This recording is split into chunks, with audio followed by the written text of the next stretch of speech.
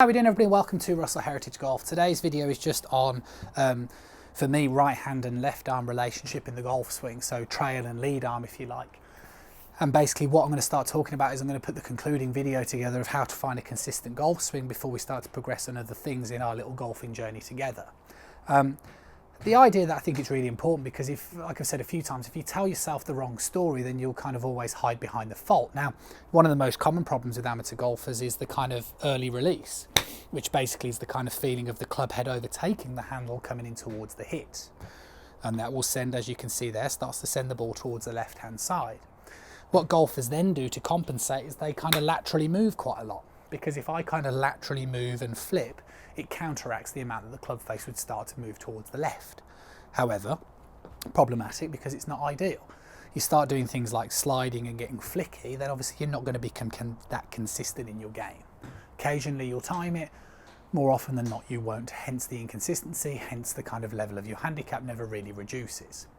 First thing that I would do is probably establish which hand is dominant. That would just generally help me get a level of understanding for each golfer, but it doesn't matter either way. Let's start with the trail arm.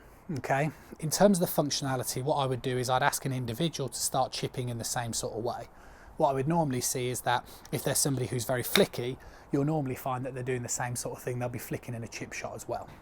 So the first thing I would do is I'd educate them as to how to create a wrist hinge on the way back, helping keep the club on plane, but then I'd be trying to ask them to retain the hinge as they swing through.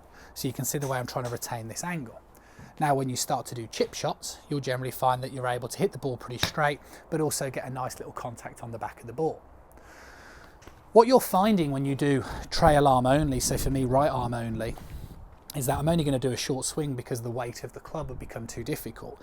But as I create the hinge, you can see the way my right arm is naturally bent. And it's naturally bent because it helps me keep the club on plane. So my elbow will stay very close towards my right hip. It won't start to go over here because I would never have the strength to hit the ball. So my right arm actually stays bent all the way into the hit. And my back of my right wrist also retains more of an angle into extension than it does go into a stage of being flatter or more neutral.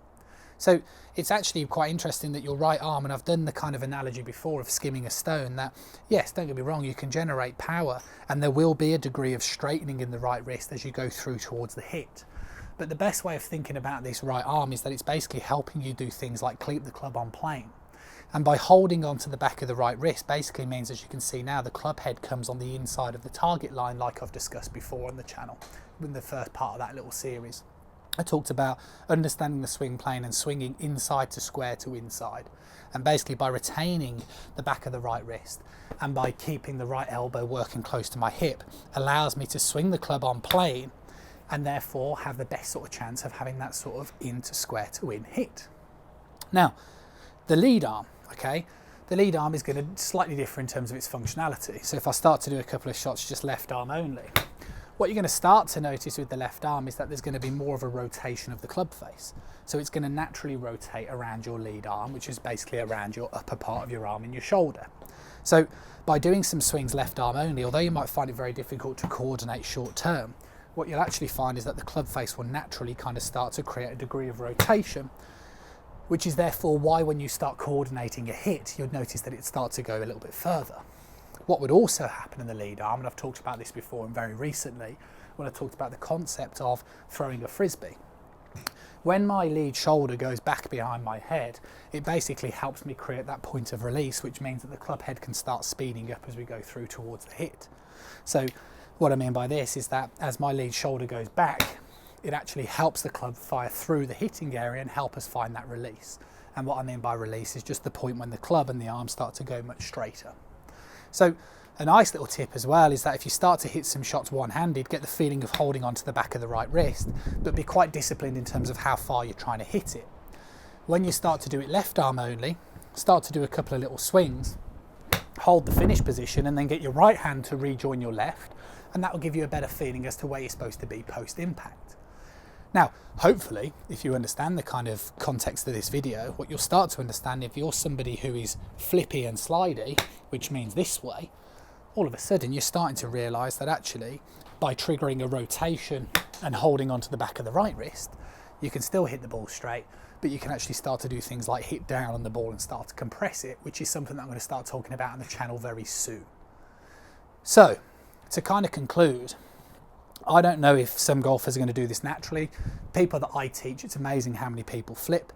And to be honest with you, is it because of, you know, the lack of rotation, which makes them get flippy? Or is it because they generally think you're supposed to hit the ball flippy? I don't think it matters. The point of today's video is that you start to understand that your trail hand is helping you keep the club working on the correct arc, and then your lead hand is helping you create a rotation on the club face, but also that the lead shoulder starts to work back in space behind you, which helps you create more club head speed and trigger a better rotation in your golf swing. It's definitely an exercise that is worth doing. Hopefully you enjoyed the video. Always appreciate a thumbs up and a like. Remember, it's absolutely free to send the swings into the channel as well, right, as subscribe to the channel. So if you press that subscribe button, press the little bell icon, means it's absolutely free and you'll keep up with all the content as I post it. What's also free is to send the swings into the channel. So in the description below is where my social media links are. And basically if you send a swing into me, I'll kind of annotate over it, get it back, publish it back onto my social media pages. And it kind of just gives you a little bit of a few tips in terms of what to work on, but also in terms of which context on the channel that I've already created might be most beneficial to you. Hopefully you enjoyed it. Catch up with you soon.